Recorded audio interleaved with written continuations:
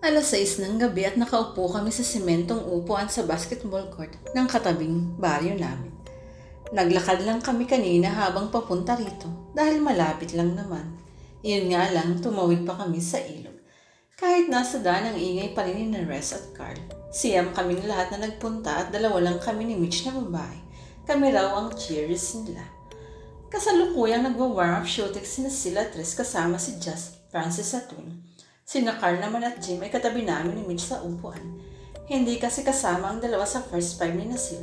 Kumbaga, silang dalawa ang subs kapag napagod ang isa sa mga team nila. Umupo sa tabi ko si Jasmine na SK chairwoman ng barangay. Kamusta, Amaya? Nakangiting bati niya sa akin. Mabuti naman, ikaw. Mabuti rin. Ang gwapo ng mga kaibigan mo, ano? Yun naman madalas ang sinasabi ng iba. Sa bagay may maipagmamalaking kagawpuhan naman talaga ang barkada ni Sil. Pwede na ngang pangalan ng Baryo Pogi ang baryo namin eh. Kung may kailangan kayo rin, sabihin nyo lang sa akin ha. Tubig na maiinom o magbanyo. Sige, salamat. Sagot ko. Nagdidribble lang si Sil ng bola habang si Naris at Jess naman ay may kausap na referee. Nagbibilangan yata sila. Nang pusta ah. Ganon kasi kapag may laro. Nagpupustahan sila. Ilang saglit pa ay nagsimula ng maglaro si Sil. Matatangka din ang mga kalaban nila at sa unang minuto pa lang ay nakapuntos agad ang magkabilang team. Nasa kalagitnaan ng laro nang magyaya si Mitch na mag-CR dahil naiihi siya.